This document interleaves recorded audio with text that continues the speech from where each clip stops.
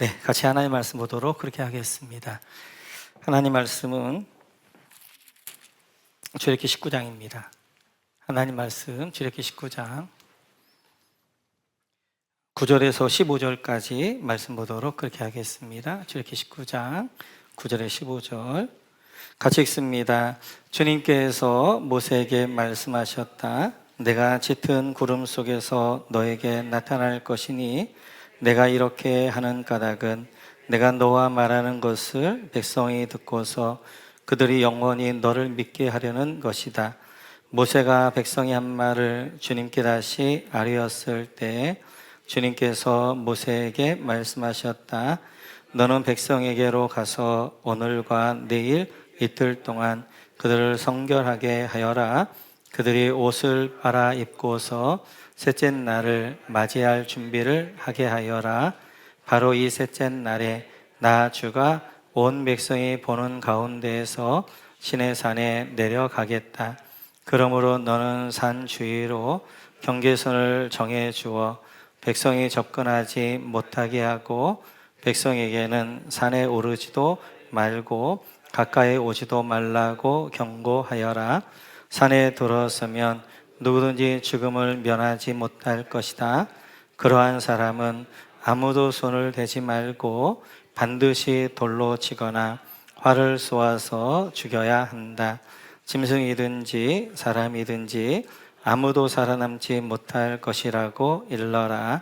그러나 사냥 뿔나팔 소리가 길게 울릴 때에는 백성이 산으로 올라오게 하여라. 모세는 산에서 백성에게로 내려갔다. 그는 백성을 성결하게 하고 백성은 자기들 옷을 빨아 입었다. 그는 백성에게 셋째 날을 맞을 준비를 하고 남자들은 여자를 가까이 하지 말라고 당부하였다. 아멘. 우리는 지금 시내산 앞에 와 있습니다. 보여주시겠어요? 그래, 하나님께서 이제 이스라엘을 인도할 때 이제 가까운 블레셋 해안길로 인도하지 않고 또 좋은 왕의 대로로 인도하지 않고 그리고 홍해 광야길로 인도하신 목적은 1차 목적지가 시내산이기 때문에 그렇습니다. 왜냐하면 시내산은 하나님의 언약 백성 되어지고 하나님의 신부 되어진 이들이 약속의 땅 가나안 땅에 들어가는 거예요. 그때 그 땅은 정말 약속의 땅이 되고 가나안 땅이 되어지는 것입니다. 그래서 하나님께서 시내산에 그를 인도하게 되어지고 거기에서 이스라엘과 함께 언약을 맺으십니다. 이제 지금 우리는 그 언약 가운데 보고 있고, 그래서 우리 가운데 중요한 것이 하나님의 언약 백성 되어지는 것이고, 네, 지워도 되겠습니다. 하나님의 이제 신부로 살아가는 것입니다. 우리가 지난주에 살펴봤던 것처럼 신랑이신 우리 예수 하나님께서 신부인 이스라엘에게 세 가지 프로포즈를 했어요. 너희가 내 신부가 되어지면, 언약 백성이 되어지면 첫째, 너희는 나의 보물이 될 것이다. 모든 나라 가운데 제사장 나라가 될 것이다. 너희는 거룩한 백성이 될 것이다. 이 세 가지의 프로포즈를 합니다. 그러자 이스라엘 백성들이 우리가 그렇게 하겠습니다. 응답하게 되어지면서 결혼이 이제 진행이 되어지는 거예요. 결혼이 진행되어지는데 가장 먼저 해야 될 것이 신부의 준비입니다. 그러면 이스라엘 신부들이 어떻게 무엇을 준비하시는가? 두 가지를 준비해야 되는데 그것들을 한번 보기를 원합니다. 우리 같이 한번 10절, 11절 함께 보도록 그렇게 하겠습니다. 10절, 11절 우리 같이 읽습니다. 주님께서 모세에게 말씀하셨다. 너는 백성에게로 가서 오늘과 내일 이틀 동안 그들을 성결하게 하여라. 그들이 옷을 빨아서 입고서 셋째 날을 맞이할 준비를 하게 하여. 여기까지 하겠습니다. 10절에 보면 성결하게 하여라 밑줄 그어주시고, 신부가 준비해야 되는 첫 번째는 성결함입니다. 그래서 성결하게 하여라 라고 말씀하게 되어져요. 우리는 이제 성결하게 되어지면 좀 깨끗하게 정결함인가 보다 이제 이렇게 생각하는데, 우리가 이스라엘 유대인들의 결혼 풍습과 함께 이것들이 맞춰가야 돼요. 그래서 여기서 이제 성결함이라는 것은 유대인들은 결혼하는데 크게 4단계가 있습니다. 첫 번째가 미크베라는 단계가 있고, 두 번째가 후파라는 단계가 있게 되어지고, 세 번째가 케투바, 네 번째가 미슈칸이라는 4단계로 이렇게 나눠져 있어요. 오늘 성결케하라는 말은 이제 미크베라는 단계가 되어지는데, 이 미크베라는 말은 모여있는 물, 이제 이런 의미가 있고, 이 미크베는 특별히 이스라엘에게 정결탕입니다. 그래서 그들은 이제 굉장히 중요한 의식 가운데가 정결 의식이 되어지는데, 정결탕에 들어가는 거예요. 그래서 신부가 이제 승낙하고 결혼을 준비하는데 첫 번째 해야 될 것이 성결하게 하는 것, 미크베에 들어가는 것입니다. 미크베에 들어간다는 말은 2가지 의미가 있어요. 하나는 과거를 씻는다는 의미가 있습니다. 그래서 미크베에 들어가서 자기의 과거를 다 씻게 되어져요. 그래서 이제 과거의 여러 가지 일들도 다 씻고, 상처도 다 씻고, 그 다음에 과거의 인연들도 다 씻고 정리하게 되어지면서 이제 미크베에서 다 씻는 것입니다. 이렇게 이제 신랑이 신부를 프로포즈하게 응답하게 미크베에 들어가면 다시는 과거를 묻지 않는 거예요. 왜냐하면 과거는 다 정결탕에 씻어졌기 때문에 그렇습니다. 두 번째는 이 미크베의 의미는 거듭난다는 의미가 있어요. 그래서 지금까지는 이제, 그래서 미크베의 중요한 것이 다 온몸이 잠기는 겁니다. 그래서 다 잠겼다가 나오는 거예요. 마치 우리의 세례와 같아요. 세례한 것은 물속에 들어갔다가 나오는 거잖아요. 물속에 들어간다는 건 죽는다는 거예요. 나온다는 것은 다시 살아난다는 것입니다. 미크베도 마찬가지예요. 그래서 거기에 충분하게 잠겼다가 나옵니다. 과거의 아버지의 딸로서 나는 죽는 거예요. 이제 그가 뭘로 태어나는 거예요? 내 남편의 아내로 새롭게 태어나는 거예요. 그래서 이제 이 미크베 안에서 정결케 된다는 것은 깨끗이 씻는다는 의미보다 훨씬 더 중요한 것이 거듭남이에요. 그래서 지금까지는 이제 아버지의 딸로서 자랐고, 아버지의 집이 법이 나의 법이었다면, 이제는 남편이 이제 아내로, 이제 남편의 신부로 거듭나게 되어지는 것이고, 법도 남편 집의 법을 따르는 거예요. 그래서 출애굽기 20장을 보면 10계명을 주시는 거예요. 하나님 나라의 법, 신랑 나라의 법, 그리고 21장 이하를 보면 율법을 주면서 신랑의 집의 법은 무엇인가를 설명하게 되어지는 거예요. 이렇듯이 미크베라는 것은 이제 나를 정결하게 씻어서 과거를 씻고, 또한 그 안에서 이제 다시 태어나서 이제는 아버지의 딸이 아니라 내 남편의 아내로서 다시 태어나는 것이 바로 미크베가 되어져요. 우리도 마찬가지입니다. 하나님의 신부로서 중요한 것이 이제 과거는 죽고, 그렇기 때문에 우리가 세례를 받는 거죠. 세례를 받으면서 어떻게 하는 거예요? 과거의 나의 죄된 모습은 죽고, 그리고 나의 다시 그리스도와 함께 새로운 이제 그의 신부로 하나님의 자녀로 다시 태어나는 거예요. 그래서 이스라엘 민족적 미크베를 드린 곳이 시내산 앞입니다. 시내 앞에서 이스라엘, 이집트의 바로의 종이었던 이집트는 죽고, 하나님의 신부로 다시 하나님의 언약 백성으로 다시 태어나는 것이 바로 이 미크베 성결하게 하는 것입니다. 근데 오늘 그 미크베의 특집 가운데 11절을 보면 하나님 이렇게 말씀하셔요. 같이 한번 읽어보고 11절 같이 읽죠. 시작. 셋째 날을 맞이할 준비를 하게 하여라. 바로 이 셋째 날에 나 주가 온 백성이 보는 가운데에서 시내산에 내려가겠다. 여러분, 셋째 날을 맞이할 준비를 하여라. 밑줄 그어주시고, 셋째 날에 동그라미 쳐주시고, 이렇게 이제 미크베 정결 예식을 하게 되어지는데, 첫째 날, 둘째 날을 하게 되어지고, 셋째 날을 이제 신랑을 맞이하는 거예요. 이 신랑을 맞이할 때 셋째 날이라고 하는데, 이 셋째 날이 언제예요?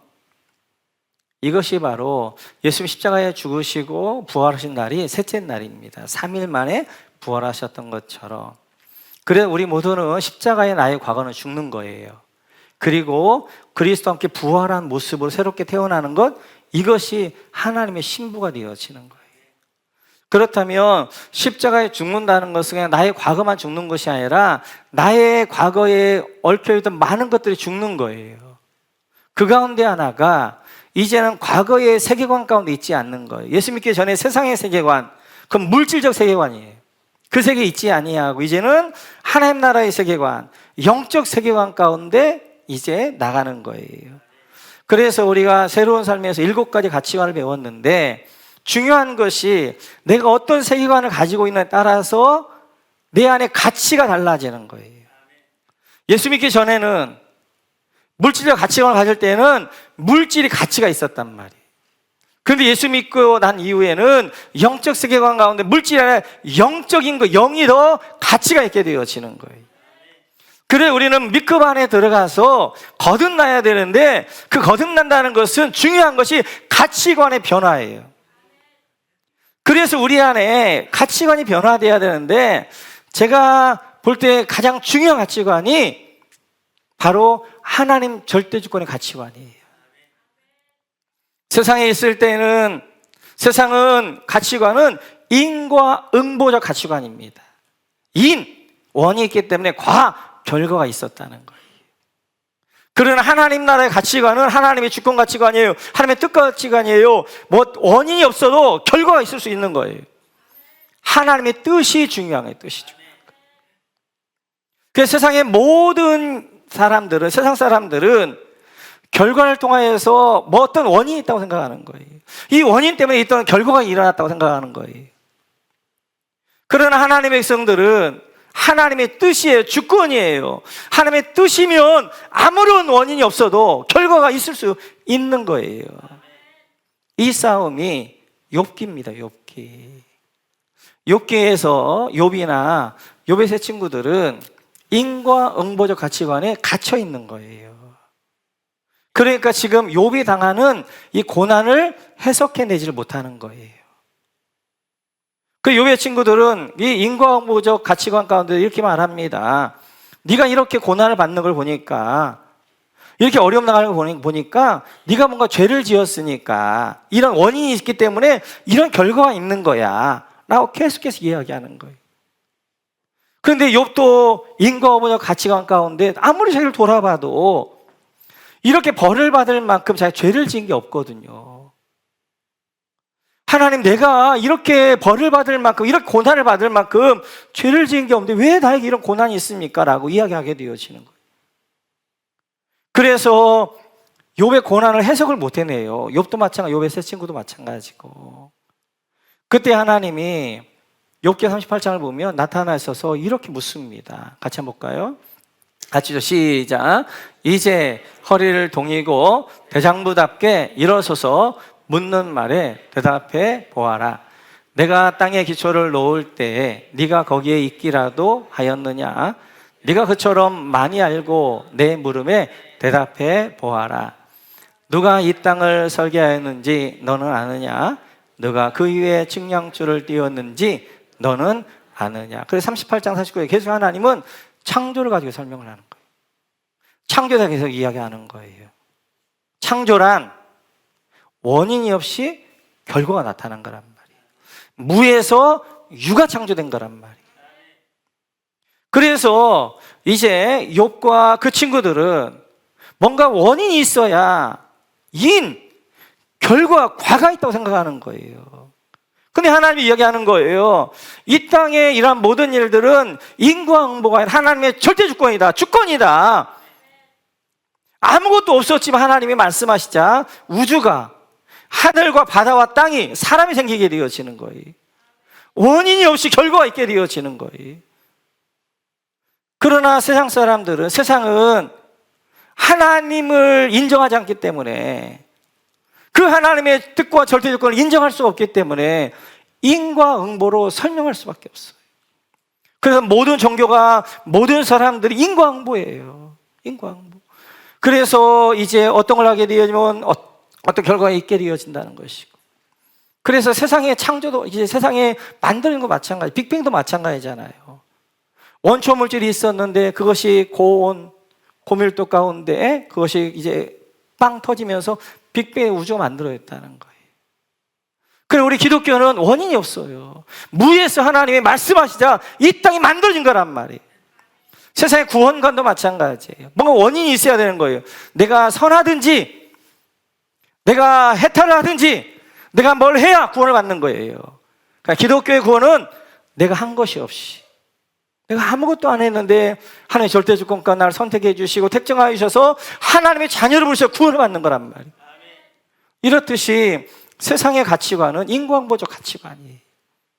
저는 성도님들을 많이 보면서 정말 안타까운 것이 교회 생활을 10년 하건 20년 하건 30년 하건 인과응보적 가치관에 갇혀가지고 삶을 해석해내지 못하는 거예요. 나에게 왜 이런 삶이 오는가? 그러면서 하나님이 실족하는 거예요. 내가 하나님 어떻게 섬겼는데, 내가 하나님 이렇게 기도했는데 왜 이런 결과가 있습니까? 하나님이 실족하면서 넘어지게 되어지는 거예요. 아닙니다. 우리 인생을 인과응보적 이제 관점에서 해석하기 시작하면 해석이 안 되는 게 너무 많아요. 왜요? 하나님은 하나님의 뜻 가운데 이루어가신 분이기 때문에. 그래서 하나님의 뜻 가운데 때때로 내가 한 것 없이 나에게 보호 주실 때도 있고, 내가 충성했지만 나를 더 다듬어가고 더 성숙시켜 간 사람을 만들어가기 위해서 고난을 주시기도 하시고, 그래서 쭉 이제 하나님께서 창세기 6기 38장부터 설명하면서 욥이 거기서 뭐 하는 거예요? 그의 것들이 신앙이 꽉 깨지는 거예요. 인과응보 신앙이 꽉 깨지면서 그가 어떻게 하는 거예요? 하나님의 절대 신앙으로 확 넓어지는 거예요. 그러니까 지금 자기가 당하는 고난이 이해가 되어지는 거예요. 해석이 되어지는 거예요. 그래서 욥이 이렇게 이야기하면, 하나님, 내가 지금까지 주님을 귀로만 들었는데 이제는 눈으로 봅니다. 내가 하나님 하신 일을 알겠습니다. 아, 고난이, 내가 왜 고난이 왔는가 이제는 알겠습니다. 자기의 삶을 해석해내기 시작하는 거예요. 예수를 믿으면서 정말 중요한 것이 가치관이 바뀌어져야 됩니다. 가치관이 안 바꿔지면 예수를 믿는데 계속 예수 믿으면 믿을수록 상처가 되어지고 하나님의 실족하고 실망하게. 그래서 주님 뭐라고 말씀하냐면, 나로 인하여 실족하지 않는 자가 복이 있다는 거예요. 예수 믿으면 가장 많이 실족하는 게 하나님 때문에 실족하는 거예요. 왜요? 내가 하나님 앞에 충성했으면 축복을 줘야 되는데, 내가 하나님 앞에 충성했는데 축복이 아니라 고난이 온단 말이에요. 해석이 안 되어지는 거예요. 그러나 하나님의 절대주권과 하나님의 뜻 가운데 그걸 보면 해석이 되어지는 거예요. 우리 그리스도의 신부로서 우리는 미크베에 담겨야 됩니다. 그래서 거듭나야 되는 거예요. 그냥 영적으로 거듭날 뿐만 아니라 우리의 이제 생각도 거듭나야 되고요, 삶도 특별히 가치관이 달라져야 돼요. 그것이 바로 이제 이러한 인과응보적 가치관이 아니라 하나님의 절대주권 가치관 가운데 우리 해야 우리 믿음의 길을 가면서 신부로서 하나님의 우리 남편 되신 주님의 하신 일들을 잘 받아들일 수 있게 되어지는 거예요. 두 번째, 신부가 준비해야 될 것들을 12절에 이렇게 이야기합니다. 12절 같이 해서 시작. 그러므로 너는 산 주위로 경계선을 정해 주어 백성이 접근하지 못하게 하고 백성에게는 산에 오지도 말라고 경고하여라.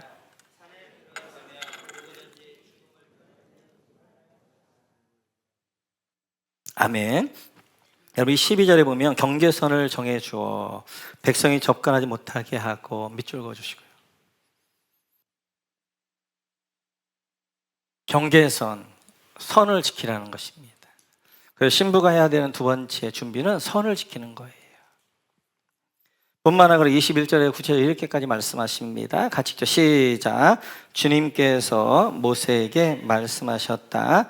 너는 내려가서 백성에게 나 주를 보려고 경계선을 넘어 들어오다가 많은 사람이 죽는 일이 없도록 하라고 단단히 일러두어라. 여러분, 경계선을 넘어 들어오다가 많은 사람이 죽는 일 없도록 하라. 밑줄 그어주시고. 선을 지키라는 경계선. 경계선을 넘어왔다가 많은 사람이 죽었다는 거예요. 그 대표적인 이제 인물이 누구예요? 창세기 2장으로 한번 가보겠습니다.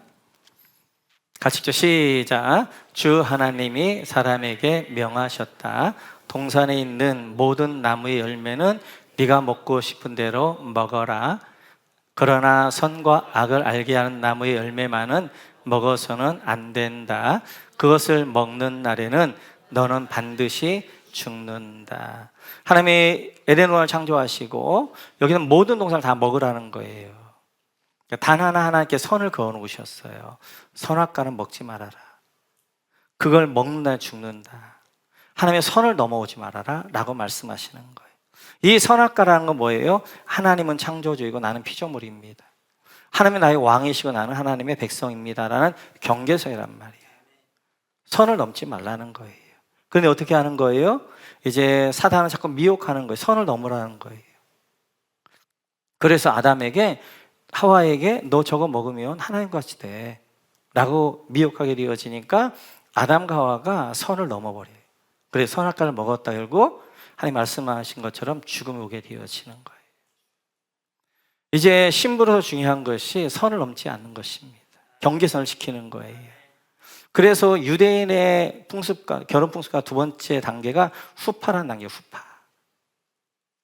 이 후파라는 것은 신랑, 이제 신부가 이렇게 정결탕에서 정결하게 하고 3일째가 되어지면 이제 신부가 신랑 앞에 나갑니다.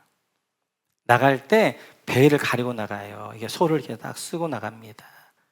그러면 신랑 앞에 쫙 나가면 그 신랑이 어떻게 하는 거예요? 그 베일을 벗겨주는 거예요. 그리고 그를 데리고 어디로 들어가는? 후파로 들어가는 거예요. 후파라는 것은 바로 신랑이 준비한 안식처예요.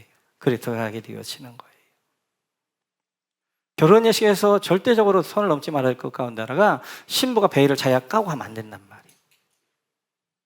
뭐예요? 신랑까지 베일을 가지고 갔다가 신랑이 베일을 벗겨줘야 되는 거예요. 신랑의 권위예요, 권위. 남편 된 권위예요.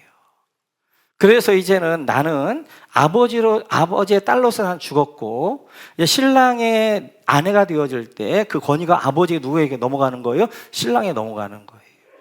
그래서 신랑 앞에 가서 신랑이 그 베일을 벗겨주면서 신부를 그를 맞이하게 되어지는 거예요. 하나님도 마찬가지예요. 하나님 앞에 선을 넘으면 안 된단 말이에요. 그래서 성경은 굉장히 중요하게 여기는 것이 권위입니다. 권위. 하나님이 정해놓은 권위, 질서. 그래서 하나님의 하나님 되심을 인정해드리는 거, 이게 예배란 말이에요. 그 하나님은 이제 우주 안에 질서를 만드셨고, 그리고 교회 안에도 이제 권위가 있게 되어지고, 가정 안에도 권위가 있게 되어지고, 사회 안에도 권위가 있게 되어지는 거예요. 권위가. 근데 우리 한국에 저는 정말 문제가 권위가 무너지니까 질서가 무너지는 거예요. 그래서 예전에 우리 한국은 예의가 있었어요. 군사부 일체였어요. 임금님과 부모님과 선생님의 권위를 인정했단 말이에요. 존경했단 말이에요. 근데 그 권위들이 다 무너져 버린 거예요. 천박한 자본주의가 된 거예요. 돈이면 다 된 거예요. 돈이 최고인 거예요. 예의도 없어요. 체면도 없어요.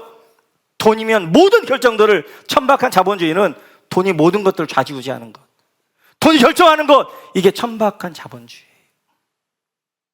한국이 갑자기 부자가 되어지다 보니까 돈맛을 알아가지고 천박한 자본주의가 되어져가지고 이 땅의 권위든 다 무너지고 질서는 다 무너지고 돈이 마치도 주인이 되어지고 돈에 의하여 모든 것이 결정되어지는 그러한 거예요. 마지막이 되어지면 선악과를 먹는 것처럼 그렇게 질서가 무너지게 되어지고 권위가 무너지게 되어지는 거예요. 그 천박한 자본주의의 대표인 것이 트럼프예요. 트럼프. 미국의 그 민주주의를 지켜왔던 그 고귀함들, 데이드, 그것들 다 사라지고 이제 뭐 하는 거예요? 동맹도 필요 없어요. 누가 나에게 도움이 되느냐, 누가 나에게 경제 이익이 되느냐, 그거 하나밖에 없단 말이에요. 천박한 자본주의가 미국에서부터 이제 전 세계로 그 모든 나라에, 그래서 결정 뭐예요? 돈입니다. 돈. 그러다 보니까 이제, 그래서 바울 사도는 고린도전서 14장에서 이렇게 이야기해요. 같이 읽어볼까요? 시작. 모든 것을 품위 있게 하고 질서 있게 하라. 아멘. 품위가 있어야 되고 질서가 있어야 되는 거예요. 어떤 때 품위가 있느냐? 다울 때 품위가 있는 거예요. 그리스도인은 그리스도인다워야 되는 거예요. 교회는 교회에 다 와야 돼요. 목사는 목사가 다 와야 돼요. 아버지는 남편은 아버지와 남편 다 와야 되고 부모님 다 와야 돼요. 그렇게 이제 이렇게 다 올 때 그때 품위가 있는 거예요. 그런데 너무나 많이 무너진단 말이에요. 교회 안에도 천박한 자본주의가 들어와가지고 기복주의가 교회 전체를 통치하게 되어지고, 하나님이 왕이 아니라 돈이 왕이 되어지고, 그 교회 안에서 어떻게 하나님의 백성으로 사는 것이 아니라 어떻게 하면 부자 할 것인가. 천박한 자본주의가 사회만이 아니라 교회까지도 그것들이 들어와가지고 좌지우지하게 되어지고. 예의가 있어야 돼요. 품위가 있는 그리스도인이 돼야 돼요.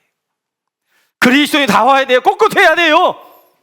사단이 아무리 그러한 이제 물질로 우리를 미혹한다 할지라도 내가 그리스도의 신부다운 꼿꼿함이, 다움이, 품위가 있어야 돼요. 뿐만 아니라 질서가 있어야 됩니다. 질서가 있기 위해서는, 권위가 회복되기 위해서는 관계가 회복되기 위해 권위가 있어야 돼요. 권위가 회복될 때 그 권위 안에 질서가 생기게 되면 그 질서 안에서 어떻게 하는 거예요? 우리는 평화롭게 관계들을 맺어가며 서로 존중할 줄 아는 거란 말이에요. 남편은 남편의 권위를, 아내는 남편의 권위를 인정해 줄 줄 알고, 아내는 이제 남편은 아내의 권위를 인정해 줄 줄 알고, 자녀는 부모님의 권위를 인정해 주고 부모님은 자녀의 권위를 인정해 줄 줄 알고, 목사는 성도님들의 권위를 인정해 주고 성도님들은 목사의 권위를 인정해 주고, 목원은 목자의 권위를 인정해 주고 목자는 목원의 권위를 인정해 주고, 그런 권위가 인정되어질 때, 존중될 때, 그때 품위가 있게 되고 질서가 있게 되어지는 거예요. 품위와 질서가 무너지면, 특별히 권위가 무너지면 이 땅은 정글이 되어지는 거예요. 그래서 예수 믿지 않는 사람들의 세상은 뭐예요? 정글이에요. 정글. 약육강식입니다. 힘이 최고예요. 힘이 최고. 내가 돈이 있으니까 선생님들 얼마나 무시하는 거예요. 내가 돈이 있으니까 내가 가난한 사람 얼마나 무시하는 거예요. 아닙니다. 우리는 정글이 되면 안 되는 거예요. 이 안에는 품위와 질서가 있어야 되고, 하나님의 왕 되시면 안에 절대주권이, 그리고 그 안에서 질서들이 세워질 때, 그때 품위 있는 그리스도인, 질서 있는 그리스도인이 되어지는 거예요. 우리 주님 이 땅에 오신 성탄을 맞이하면서, 한 해를 마무리하면서 우리 한번 돌아봤으면 좋겠어요. 나는 품위 있는 그리스도인인가? 나는 질서 있는 그리스도인인가? 천박한 그리스도인이 되어져서 천박하진 않는가? 돌아보시면서 우리는 그리스도인다운 품위를 가지시고 하나님의 권위를 인정하면서 그 권위 안에서 질서 있는 삶이 되어져서 세상이 약육강식의 그런 정글이 되어지는 것이 아니라 하나님 나라의 풍성한 우리 가운데 임하기를 주님의 이름으로 축원합니다.